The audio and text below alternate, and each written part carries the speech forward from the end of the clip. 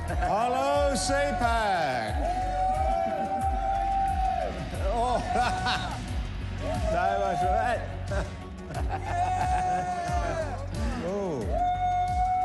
Well, Warren, here we are on the big stage. Yes. Elon and JD, they were just there. They were just there. They're the B team. We're the A team now. We're Now, Warren, you're a former president of the left Labor Party in Australia. Right. One of the things I find exciting here is seeing, you know, former leftist Democrat supporters like Elon and RFK and Tulsi, even Zuck. Can you believe it? Zuck is even flirting with free speech. It's amazing. Tell us about your journey from left to right. Well, as I said, I was president, national president of the Australian Labor Party for a few years. And then, you know, but I've always had this basic belief in capitalism and freedom, liberties, freedom of speech, freedom of religion and that. And I saw the Labor Party moving very quickly to the far left. They were left, but they've gone so far left it's not funny. They're almost spinning around in a circle. And then I said, I can't stay in this party, so I left. And then I left, and then I was asked by a Prime Minister, a Liberal Party Prime Minister, to come and work for them. And I did. That was the John Howard years. And then I went on to Tony Abbott and that, and I found my ground. It was fresh air for me, the idea of freedoms and liberties that we've got to fight for. And it reminded me of the conversations I read about with Margaret Thatcher, where you got to, you know, liberty and freedoms and that you've got to fight, you have a battle for. And every morning you've got to get up and fight the same battle again. And so that's what I committed myself for. And this is when I met this great man, the founder of CPAC Australia, and he convinced me to join, and let's take up that battle. And I must say, that's one of the smartest decisions I've ever made, was to invite Warren to become chairman of CPAC Australia, because we've got an election coming up in a couple of months in Australia, and there's a resurgence of confidence within the Australian Conservatives, and a lot of that confidence can largely be traced back to you, Warren, when you led the fight against a horrible proposed amendment to the Australian Constitution. Tell us a little bit about that. Yeah, that's right. The Constitution that they're going to change was put one race above every other race, one single group that was going to have more power than the rest of Australians.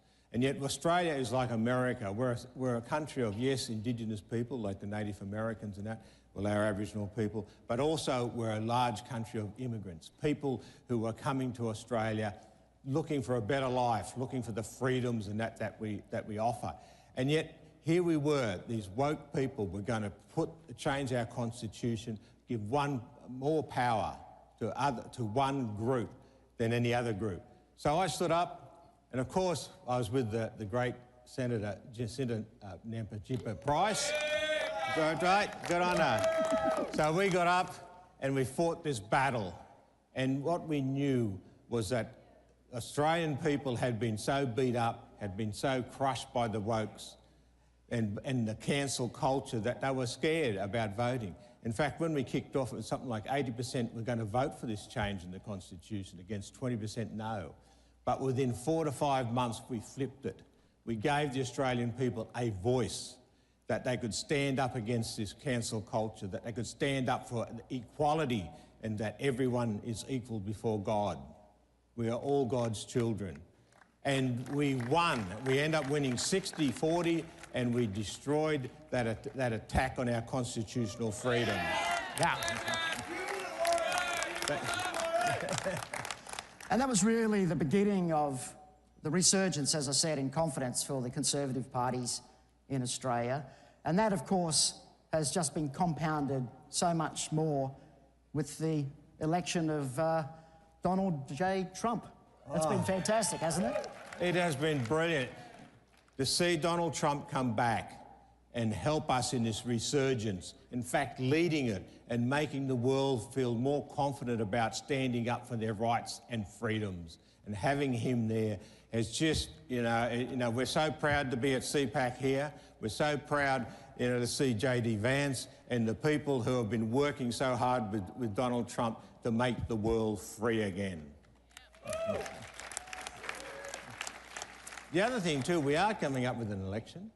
We have the election. We're having an election coming up in a couple of months. And for the first time in nearly 100 years, it looks like a government will not have a second term, that we are going to slay the Socialist Labor government and bring the Conservatives back into power. And you know what, Warren? They're going to win, or we hope that they'll win, not because they're pandering to the other side. They've found their voice, haven't they? Peter Dutton, the leader, has found his voice. He's standing up for the values and principles of which we hold dear. And wouldn't you believe it?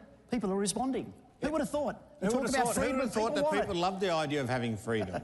But having the idea that people are treated equal. Wouldn't you find it really weird that they love the capitalist system where you can run your own businesses and employ people and do things? You know, he's standing up and fighting against the left. You know, he's making it to be proud to be Australians. In fact, he's put up that we all should stand under the Australian flag, like you all stand under the American flag and be proud of it and be proud of your country.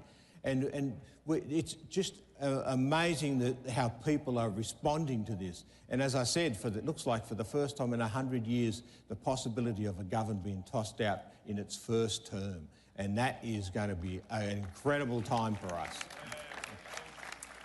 Now, we have a CPAC in Australia. Who wants to come down under to Australia?